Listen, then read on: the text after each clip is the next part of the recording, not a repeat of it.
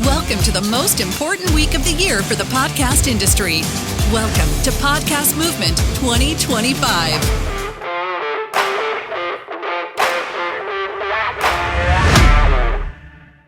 Hello, Podcast Movement. Can everyone hear me? Yeah, we got some thumbs up. All right, for people who can't hear me, I see you struggling in the front row. You need to push the side button till it gets to blue. Yeah, you want to keep pushing it and it'll get to blue. I know this is exciting for everyone else. Push it till it gets to blue. There we go. I think we're in. I feel good. All right. Good morning, everyone. Excited to get going. My name is Steve Raizes. I am the founder of Sine Strategies. And today we're going to be talking about Holy Shift. Do you need to expand beyond audio? Before we jump in, I'm going to turn to each person. I'd like to have you guys introduce yourself, and then we will get going with my very professionally structured and formatted questions on note cards. I'd like everyone in the audience to take note of that. Note cards. Thank you very much for the polite applause. Thanks for having me, Steve. My name is Heather Osgood. I'm the CEO and founder of True Native Media. We're a podcast representation agency. So our role is to work with podcasters and connect them with advertisers. And I've been doing this for almost 10 years now, which is kind of crazy. So yeah, thanks for having me. 10 years in podcast. That's you're OG. I know, it's kind of You've cool. really, that's impressive. Awesome. Thanks for having me, Steve. I'm Stephanie Hind. I lead top creator partnerships at Patreon.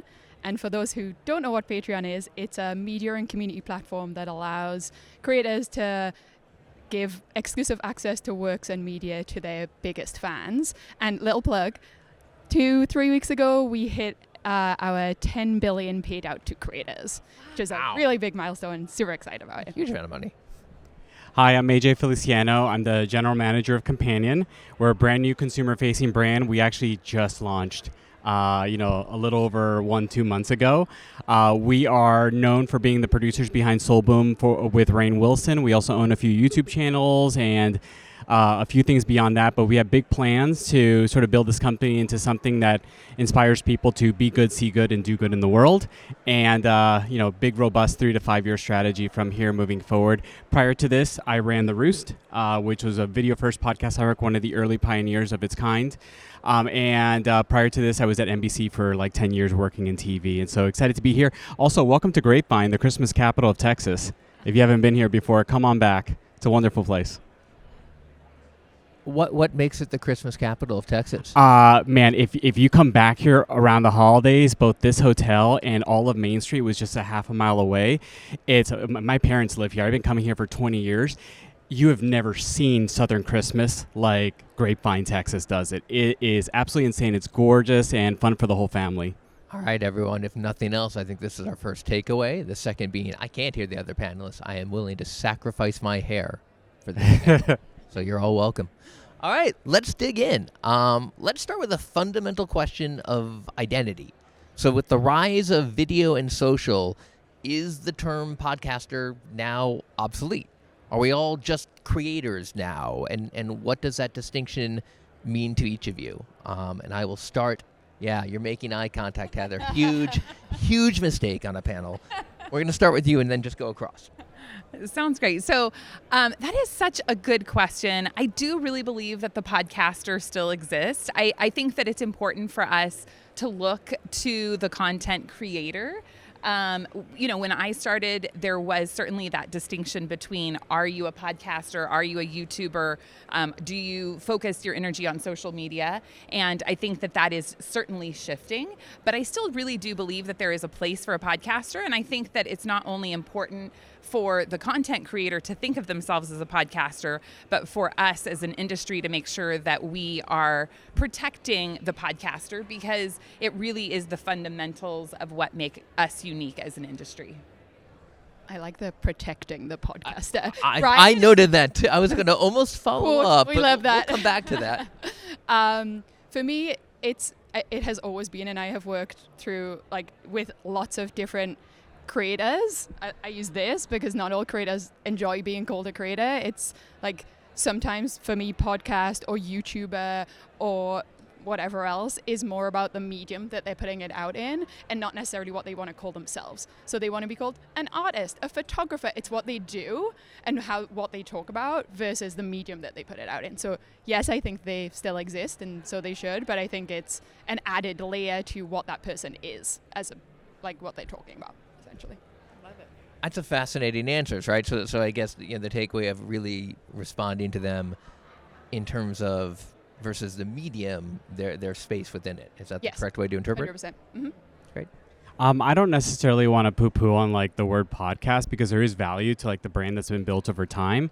But, we've talked about this before. At least my belief in it is that podcasting is not a medium as much as it is the evolution of media itself.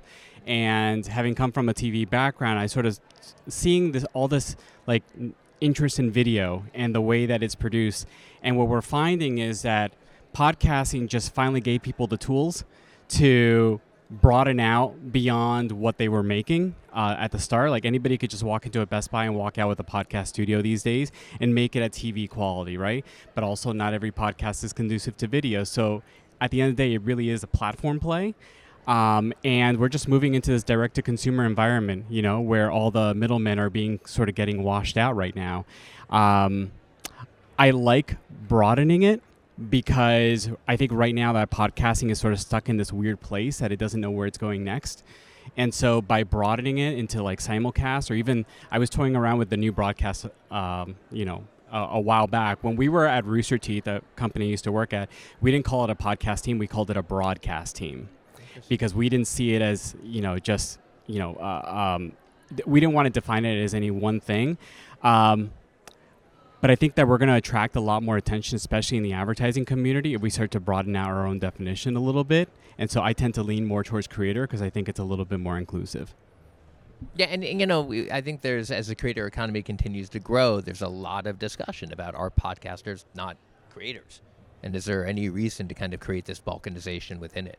And AJ, I know you've been posting a lot about the Kill the Podcast, that is your own personal hashtag rallying cry. Yeah, and I again, like I do it just to spark conversation, but there is absolute value to the word podcast, right, from a branding standpoint. But eventually, I think that we probably need to define ourselves a little better because otherwise, it's going to be up to other people to sort of define what we are, and we're just going to have to kind of go with it. So this is the right moment to start instituting some change and figuring out, what is the next stage of this and how do we move it beyond where it currently is. So I like it. So this is our carpe diem moment of podcasting, if you will. Okay, fair enough. Okay, let's dive into one of the central tensions of the topic itself, right? So on one hand, you have successful creators building seven-figure businesses with an audio-first approach. On the other, the prevailing wisdom is that you must expand to video, social, and beyond. The Hollywood Reporter just did a big piece on that to build a true media company, and we are seeing a lot of podcasters start to do that.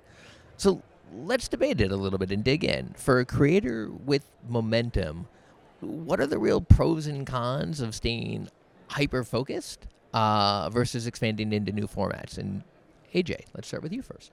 So hyper-focus versus expanding their little sort of mini media empires, right?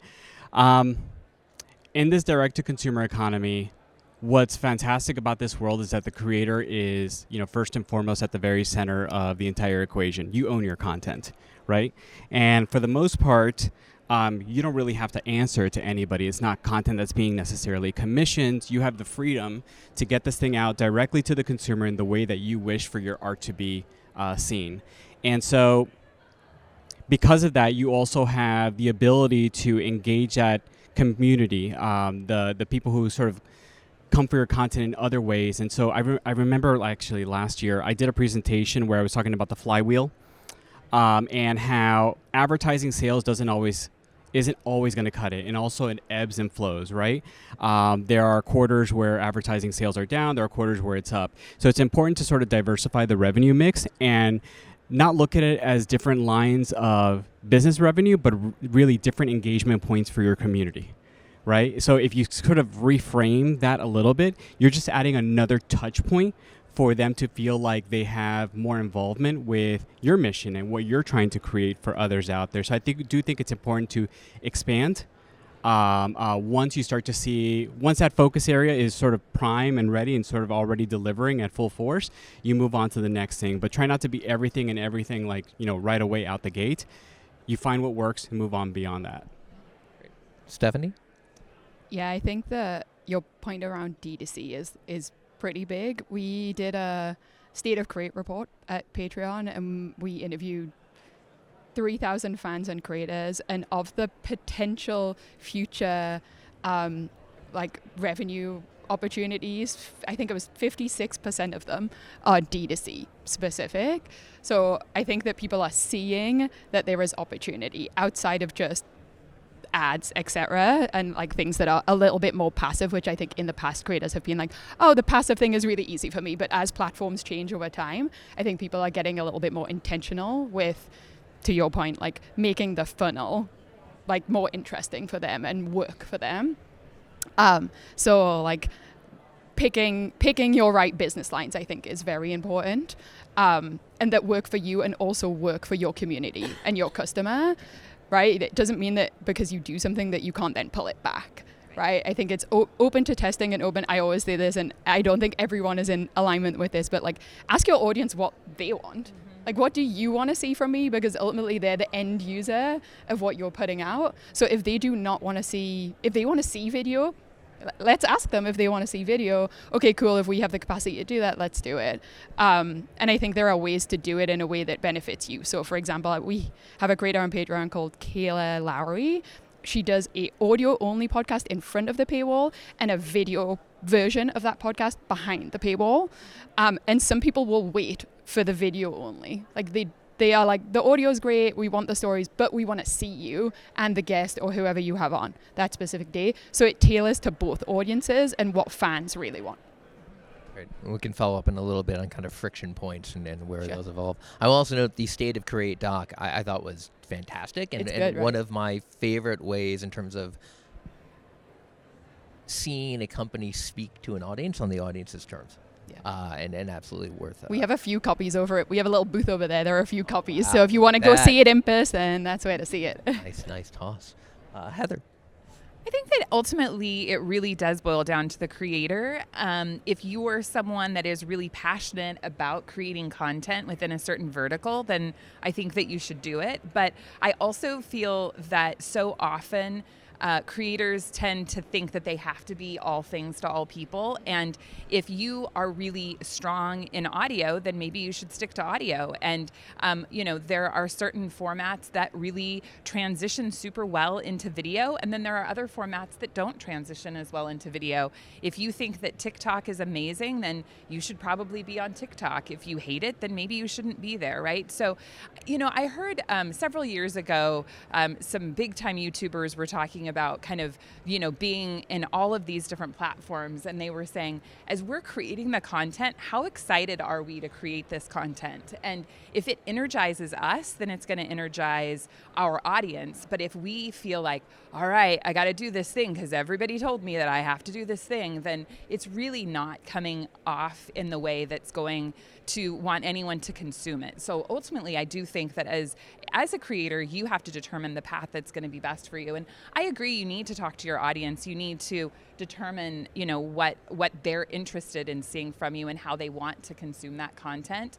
But you have to really be passionate about what you're creating so that your audience will want to consume it.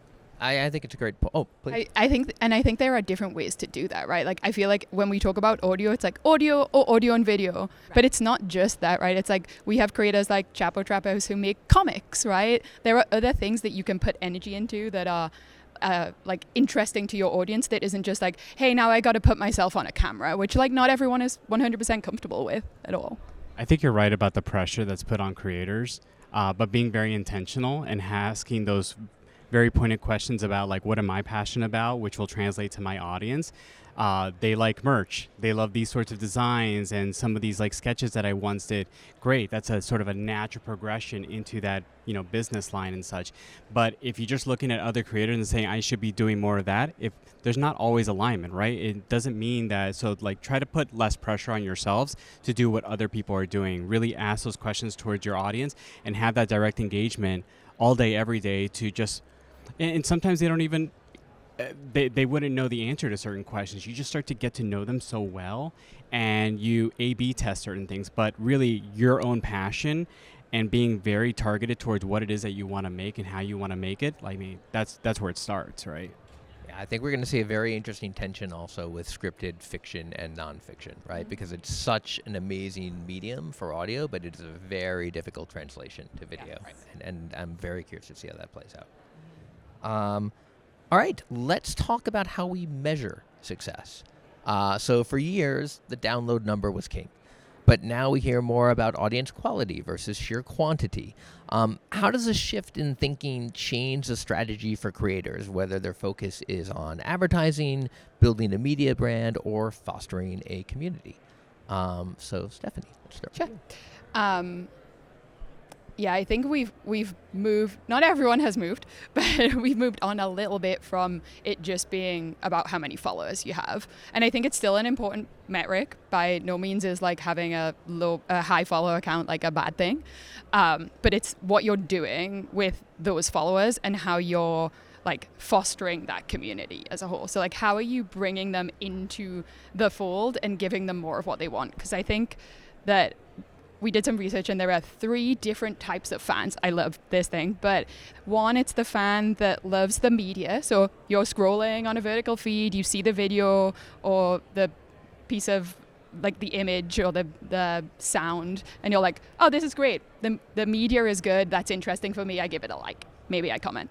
Then there's the fans that love the creator and the media. So they've developed some sort of kind of like relationship with that creator and they love what they create. Maybe it's not, they don't love everything they create, but they're more likely to lean into that. And then the third fan is the people who love the media, the creator, and the other fans. And it becomes like this energized fandom with the creator. And then we built products on Patreon over time that allow that to foster around that creator. So for example, we have a chats product. That chat product allows the creator to set names of chats so that they can talk to the fans, the co-fans, but the fans can also talk to each other. So that conversation that you're talking about where the fans are like, you know, like talking about different things, you can dip into that chat without necessarily having all of the onus on you as a creator, which helps with burnout and like expectations of what you have to put out there. And those fans are still talking to each other. You can watch that. Maybe you get ideas of what to post next, but it allows that fandom to continue to grow. And you're kind of like in that club, in that group, right? And like doing those things. So. That's the holy grail. When that comes together, Yes. Oh my God, it's magic. 100%. It's you're creating a safe space for people to come and find each other versus fandom-like behavior, which feels, forgive me, it's more cultish than it is community-based. And so that third, component is absolute magic. And I think that that's one of the challenges with podcasts, right? Is that it is a very one-way medium. It's very difficult to engage. And so I think that as a creator, when you can layer on that opportunity to have the conversation and what structures are you creating to have your audience, interact with one another, that's really important. So I think as you're looking at it, that's a measure of success. I do think ultimately too that it's important as a creator for you to define what your personal goals are, and if if monetization is your standard of success, then what does that look like and how are you going to reach that? Or if building a big audience, ultimately I think that success should be defined by what your personal goals are. I agree. As a creator. Yeah, it's not necessarily all about making revenue every time, which is like, then there are free products to do things with, right? There are ways to build community without like necessarily making money there. And like you can then, if you drop a digital product, you could do a one-time purchase for something if people are asking for it, right? And it's not scary, because I think sometimes it's a little scary to creators to like be like, hey, thanks, give me money. Right. I think it's a great point. I think a lot of times people will, initially start in podcasting without a real sense of a specific goal, which is totally fine. But as the creator matures, kind of taking that beat to kind of say like, okay, what do I want to do? What is my North Star metric? What is the one thing I'm focusing on? And that is something that I definitely recommend. All right, so fun question. A huge strategic choice for creators today is platform dependence.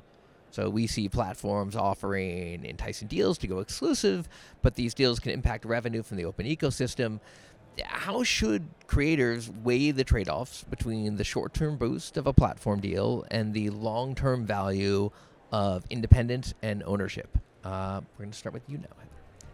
I think that this is such an important question. And what my opinion is that as a creator, your job is to create content.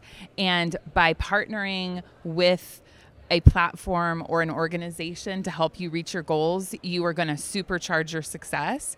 So I work with podcasters all the time that are trying to do everything kind of in their own strength. And frankly, they're just not good at all of the things that they're trying to do. So if you're able to partner with a company to help you accomplish those goals, I think you're going to go a lot further, a lot faster. Now, obviously, there is also owning your own IP, owning your audience, right? Being able to access your audience. So I do think that that's an important aspect that people need to consider. Ultimately, I do really believe it's important for you to own that, own your IP and own your audience. But if you can go further quicker with a partner, I think that that's a better way of doing it. I'm going to do a follow-up question. What do you think is the single most important asset for a creator to build, that they need to build to have a long-term kind of durable business? Ultimately, it's audience. I mean, realistically, if you don't have a strong audience, then you don't have much when you're a content creator, right? And I do think you've mentioned what are the metrics of success. Is it the quantity or is it the quality? And ultimately, it's both, right? From an advertising perspective, I feel like over the years, I've had so many people come up to me and say, is my audience big enough? Can you sell ads on my show? And a lot of times it's just not, right? So I do think you have to be honest with yourself. And the reason that you're creating content is to share it with someone. I do think it goes back to your goals as a creator, because if your goal is to be an evangelist for some mission, maybe that's amazing that you're getting in front of 1,000 people with your message. So ultimately it does depend on what your goal is. But if you're looking at it as a career or as a business and you want that longevity, you have to build an audience that is committed to you. You have to build those 1,000 true fans to really have the substance that you need. Stephanie? Which question am I answering? No, yeah, it's first fair. one or second? Let's go back to the first, but you can feel free to opine to the second, which is, how do creators weigh the trade-offs between the short-term boost of a platform deal and long-term? I mean, at Patreon, we are all about owning your own audience and owning your IP, and building your business so that you can do that and have it on your own. That's not to say you can't do other things and have membership and like community as an additional. But someone like Joe Budden, for example, who makes $1 million a month on Patreon and is able to, and did have a previous deal and said, actually, I'm going to go and do this by myself and be independent, and was able to build a very large business on our platform and owns his own IP and like to the beat of his own drum, does his own thing and is able to do that. I think that's like full creator artist freedom at its best. And I think if you can do that, then that's wonderful. And if you need help from other places, that's also okay. AJ? Well, I guess pink elephant in the room is Spotify video, right? We were talking about this earlier. Listen, technology platforms, it's good to, whenever you're going out on a business venture, is understanding the world from their POV first and foremost before you bring on partners, right? There's no such thing as a free lunch, as they say, right? So everybody has their motives and everybody has their sort of goals. It's just really figuring out whether there's an alignment between what you're trying to do and what they're trying to do at the same time. So I guess with that, gosh, I don't want to go down the rabbit hole of Spotify video in particular, but that's like the latest thing that's on people's minds, is whether or not they not just start video on their show, or is whether or not they put video on Spotify as a platform player. I think for the vast majority of folks in the room here, some of the primary goals are probably audience development. And so while we may be in moments where introducing something like that into the mix may start to impact advertising revenue or something like that. If I go back to the thought that I had that podcasting is not necessarily a medium, but rather the evolution of media itself, and if your goal is audience development, then why would you limit potential testing out of where you might actually find the audience, right? And so I would roll the dice, and try to get this thing everywhere and anywhere. But listen, if I were a betting man and that Spotify puts up a good a good fight against YouTube, I think that their global domination, I think that they're going to do quite well, and I would probably put some eggs into that basket. So it's good to be early, it's good to be strategic, it's good to question things, but don't be afraid of taking some of those risks early on, because it could prove to play out in the long term. Anyone have any other thoughts? All right, we're going to move. No, I don't. Listen, it wouldn't be a panel in 2025 if we didn't talk about AI. So it is so actually the question is it the most powerful tool for greater efficiency we've ever seen? Or is it the biggest threat to authentic human-led content?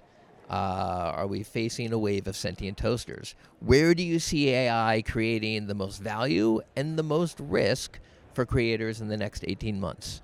AJ, we'll start with you. We were talking about narrative scripted stuff earlier.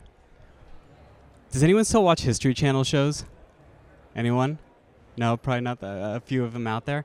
When I look at a History Channel show and the way that those are constructed, it's a lot of like recre, found footage type stuff, newspaper clippings across. I'm like, I see AI doing that in like 5 minutes. Some of the content that's out there. And if I actually close my eyes and I listen to some of these docuseries on the History Channel, I'm like, wow, that's just a podcast, isn't it, at the end of the day? And so I do think that AI is going to create the efficiency, or rather the vehicle, to allow for audio, nonfiction, fiction storytelling to have some sort of a representation on platforms like YouTube. It's not absolutely necessary, but it could be something nice. And I'll leave the pitfalls of AI to anybody else if you guys want to cover that off. I just want to start with something positive. Very scary. After tossing that bomb to the two of you. Thanks, AJ. Yeah, really.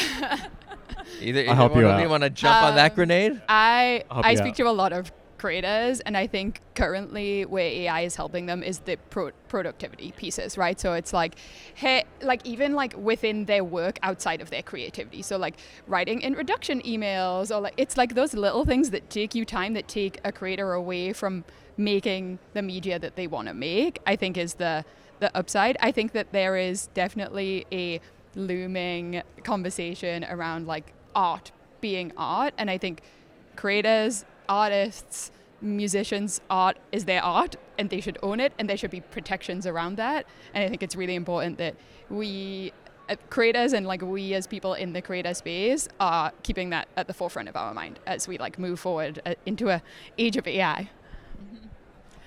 I think ultimately, I would just echo what you guys said. I mean, the reality is that you can use it for such a great productivity tool, but we do need to protect the content that we're creating. And I also think that, there's opportunities with AI. I mean, what if we've got AI that's going to create a great weather update podcast for us every day, or, summarize the news? I mean, I definitely think that we're going to continue to see a growth where AI is creating content that we all want to consume. I just think that, to your point, Stephanie, we really do want to make sure that we're protecting the creativity of the content, and that we're allowing creators to truly be creators and have that differentiation between who is actually creating that content. Yeah. I think it's like permission to opt in, to use, it's all of those things that need to make sure that there are regulations around. Okay, speed round, final question.